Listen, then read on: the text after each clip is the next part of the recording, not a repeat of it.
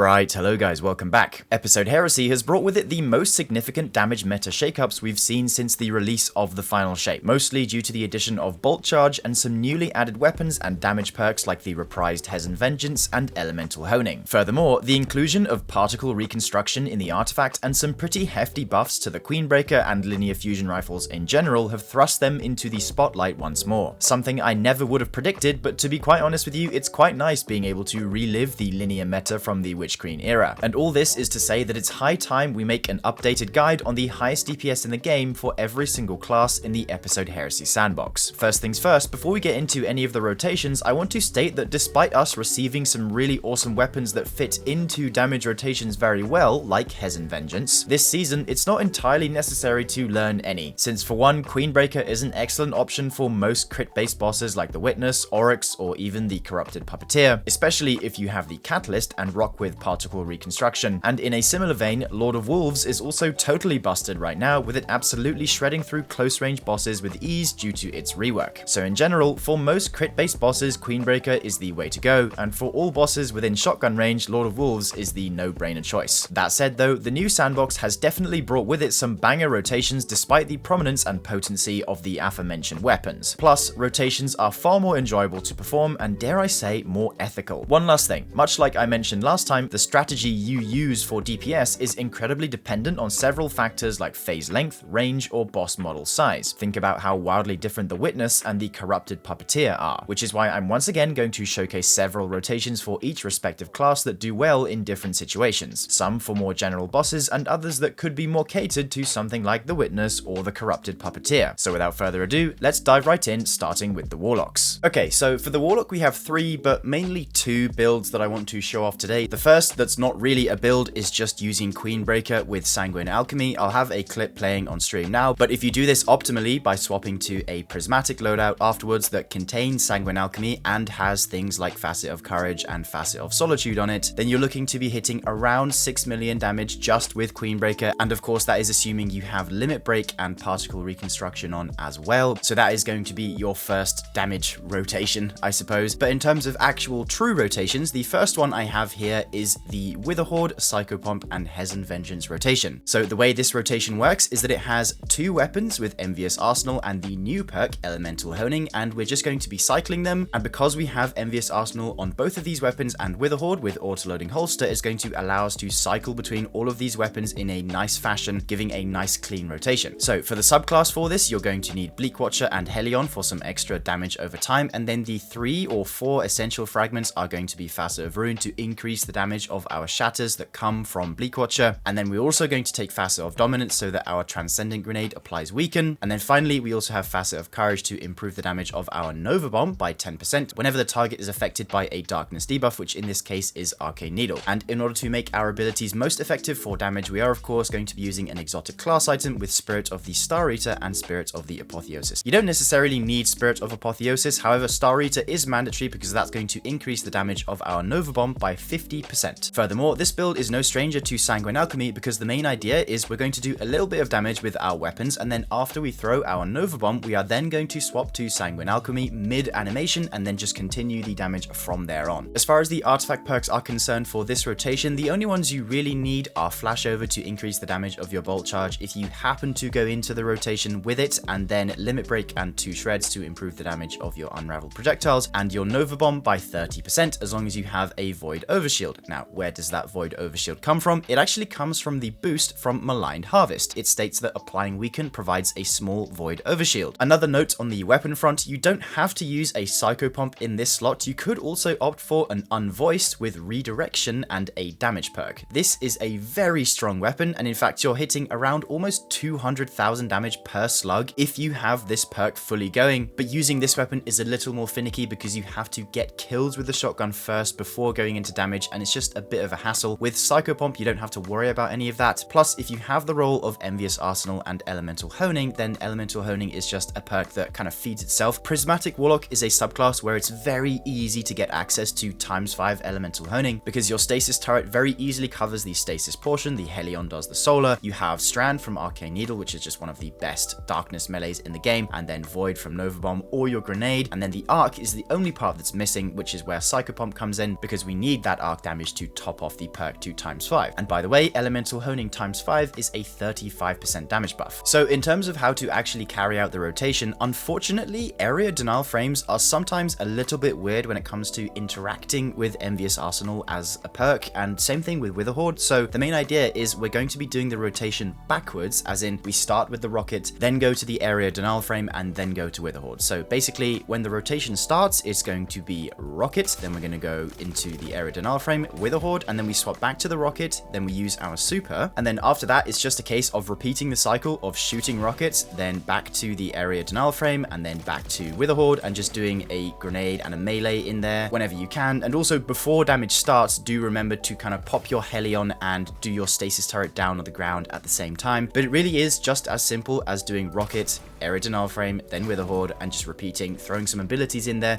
It's kind of like a random bullshit go rotation, but it really does work. The results do speak for themselves, so please enjoy the clip of the full rotation.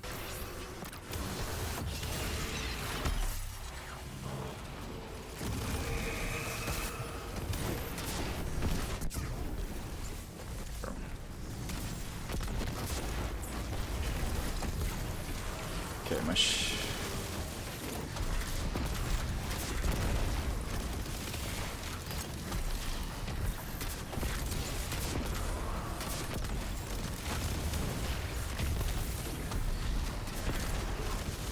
come on, Greg, die. Let's go.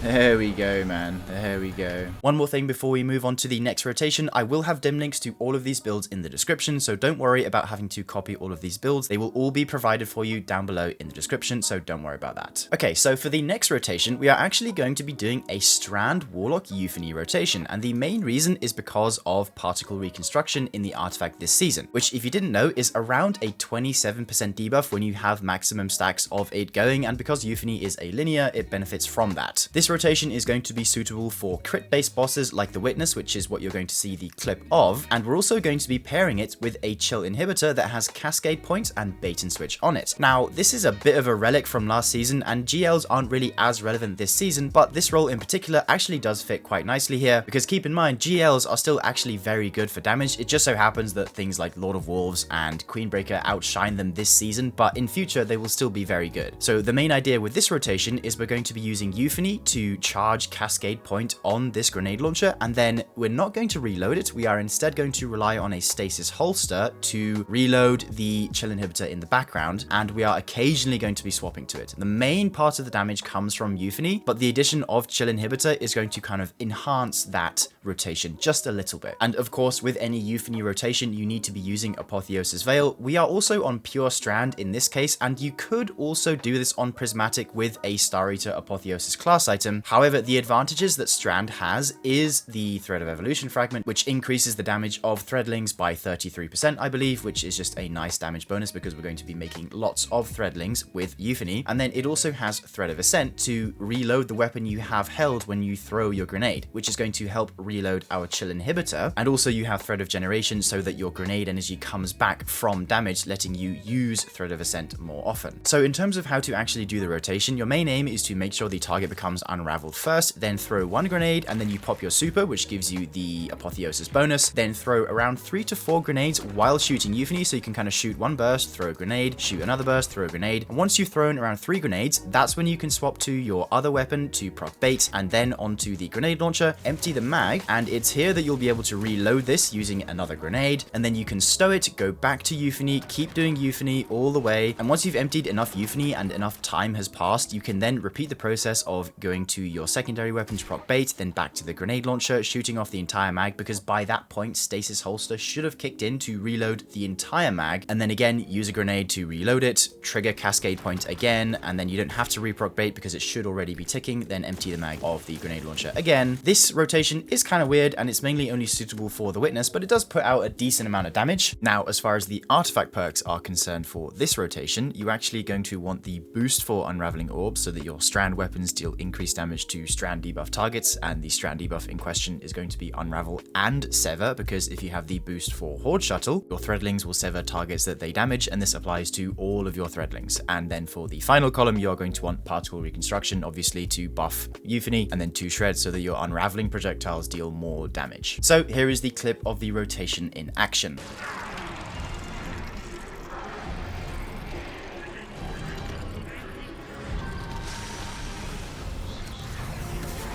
There we go.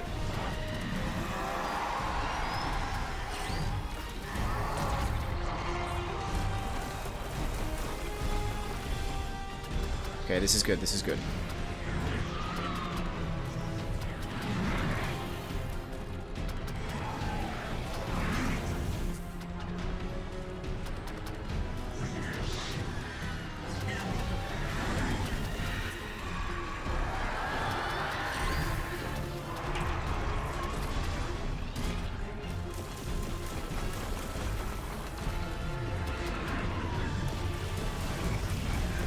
Okay, nice, nice, nice. I like this. I like this. I like that a lot. Yes, sir. Gotta be 6 mil. Ah, it's close enough. That's fine. 5.7. Okay, so moving on to the Titans now, we actually can do a very similar rotation to the Warlock, which is the Psycho Pump with the Hezen Vengeance, but instead of Wither Horde, we have to use Liturgy this time, because with the Titan, we have easy access to arc damage with its Prismatic Grenade, but there is no such stasis damage to be found like with the Warlock. So in order to gain a stasis component, that's why we have the Liturgy here with Envious Arsenal and Chill Clip, but you could very much use a different Chill Clip weapon here. It's just to cover the stasis portion of the rotation. Again, we have Psycho Pump with Envious Arsenal Elemental Honing. And another thing I wanted to mention actually is to use the Power of Ambition mod, since this will just add the Blight rounds, which is just a little bit of extra damage over time whenever you shoot the gun. So, you know, it's free damage, might as well. At least that's how I understand it. I believe it's free damage, so might as well put this on. And in order to make the damage the most effective for the Titan, we are of course going to be on a prismatic setup, and we are going to need the Suppressor Grenade for the debuff, and then your aspects don't really matter, just run your neutral Titan aspects. And then again, for the fragments, we have Courage, Dominance, and Dawn to cover Radiant, Weaken, and the buff to our Thunder Crash with the buff from Courage because of the Chill Clip from Liturgy. And yes, we are running Thunder Crash, which means our damage loadout is going to need Curus of the Falling Star. And especially this season, the artifact perk Limit Break is going to increase the damage of our Thunder Crash by 30% on top of what Curus does. So all you need for this is being amplified or having Bolt Charge, which is just very easy to do on a Titan. And then for the rest of the artifact perks, it doesn't actually matter. You just need Limit Break to increase the damage of your Thunder Crash by a substantial amount. Now, in terms of how to actually do the rotation, again, we are going to start with it going backwards. So we're going to go Rocket into Area Denial into Liturgy, and it's at this point that you throw your grenade to trigger the Weaken. Then we do the Thunder Crash, and then when we bounce backwards is when we pop our Transcendence back to the Rocket. It's going to have 2 in the mag because of the Origin trait, and then we just repeat the whole process, sort of back and forth, back and forth. And in between shots of shooting either your Rocket or any of your grenade launchers, you can do a little melee grenade combo, just a little extra damage. Unfortunately, on Titan, there is no way of having Weaken during Transcendence, so you are going to lose the Weaken if you are just on your own and you don't have any teammates to Weaken for you, which wasn't the case last season because we had mods like the Grenade Launcher Weaken, which we don't have this season. But yeah, so this is what the rotation looks like in full.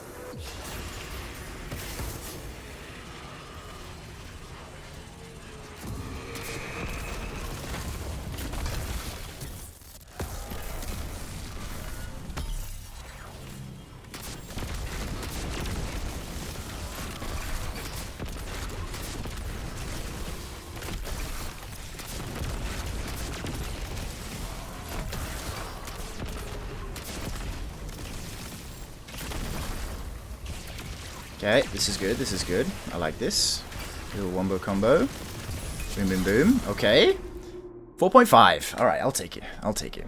That was good. So that was pretty impressive, but what if I told you there was a way of doing more damage for, like, 99% less effort? And well, that's where Lord of Wolves comes in. I know I mentioned it at the beginning, but Lord of Wolves is truly an excellent pairing with Titan this season because of Bolt Charge. And it wouldn't be a DPS video this season without talking about Bolt Charge, because it's just so good, especially with the Flashover artifact perk increasing the damage by 2.5 times. It's just insane. So if you are playing Arc Titan, which you should be this season, of course, the only things you really need are Storm's Keep, a Rally Barricade, grenade of your choice, and then fragments wise, again, it doesn't really matter. Spark of Frequency is quite nice to get your bolt charge stacks faster, and then I also have Spark of Shock for the jolt from the grenade, and then the Thunder Crash because, you know, Thunder Crash is a great super. So for the damage loadout, again, we have Curus, and we have Lord of Wolves, triple Solar Surge, and literally all you need to do is crash the boss, place your barricade, and just go to town with Lord of Wolves. You are going to need Defibrillating Blast so that your bolt charges heal you, and then Flash Over, of course, to increase the damage, and then Limit Break. So now I'm going to play the clip of the damage, but remember, in this damage phase, I don't have any buff or debuff whatsoever. It's literally just the raw damage of the gun plus the Storm's Keep barricade. So please enjoy.